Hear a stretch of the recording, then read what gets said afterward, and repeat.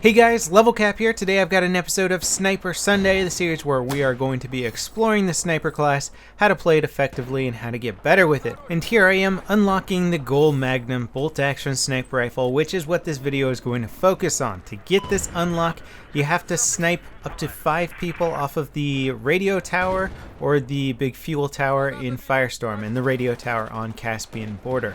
Do not mistake the assignment for the towers of the wall in Caspian border. I spent quite some time trying to snipe people off of the wall towers and then figured out that that probably wasn't what the assignment was talking about. Now, it's been some time since we've seen the GOL Magnum in a Battlefield game. Bad Company 2 specifically was the last game that we had this available, and a lot of people liked it a lot. I have to say that it's actually making a very interesting place for itself in the Battlefield 4 series because it has an incredibly high rate of fire. In fact, it's tied with the Scout Elite for the fastest firing bolt-action sniper rifles available. This means it can shoot over a round per second. It shoots 63 RPM and it has the higher damage model. That damage model is 100 damage maximum for that one-shot kill in close quarters and 59 minimum, meaning a headshot at any range is going to guarantee you a kill. This also means that the GOL Magnum can actually deal more damage per second than any other bolt-action sniper rifle out there. So, provided you are one of the best snipers in the world and you can just chain back-to-back headshots,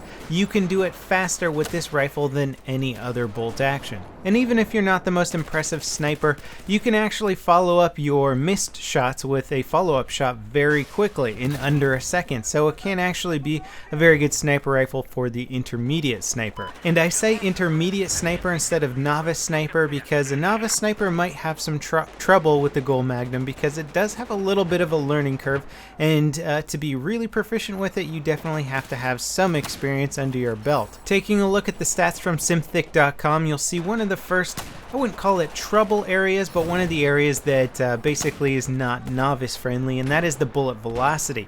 580 meters per second, certainly not the slowest firing bolt action out there, but when compared to some of the faster firing ones, using this weapon is going to require better leading on your target at distance and aiming slightly higher over their head at further ranges away. And even when I was getting used to using this weapon, I was aiming for the head in a lot of situations, crosshair dead center, taking the shot and getting a body shot, not a headshot. Often my target wouldn't die from it. So I had to get used to aiming like just a few millimeters above my target's head to get those headshots in most situations. And even further away, if you're going for extreme long distance, is going to be much harder to get the headshot with this versus something like an SRR-61. Moving past the damage model there, which actually has a pretty good damage drop-off that ends at around 150 meters. Quite impressive, definitely on the level of some of the highest damaging rifles out there.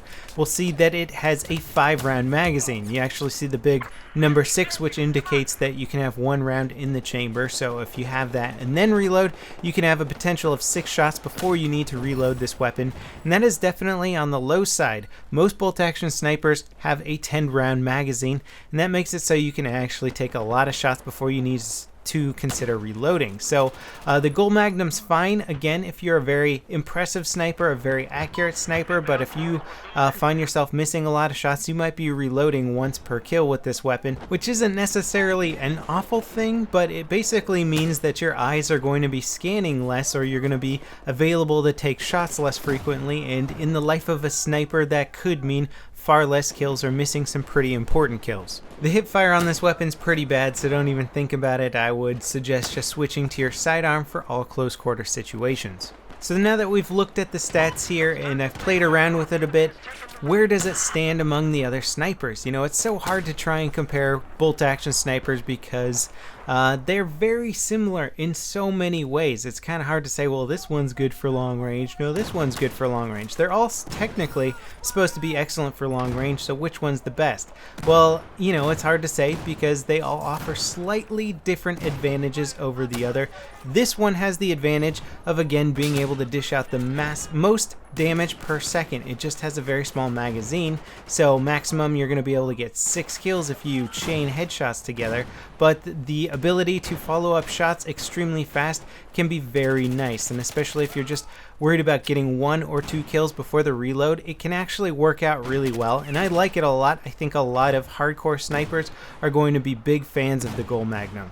I know a lot of people really respect the M40A5 just because it used to have one of the fastest rates of fire, and it had a very slow bullet velocity, which made it hard to use, but potentially if you had enough skill to handle the weapon and to get those headshots, you could just chain shots very well. If you find yourself liking the M40A5, you'll probably also like the GOL Magnum a lot. You just have to get used to the fact that it has half the magazine size as the M40A5. It does, however, have a much faster bullet velocity, so it's not going to require quite as much skill at picking off those headshots at further ranges. Something that I really appreciate about the weapon is the fact that it comes with the 8x scope, and there's a knife kill for you.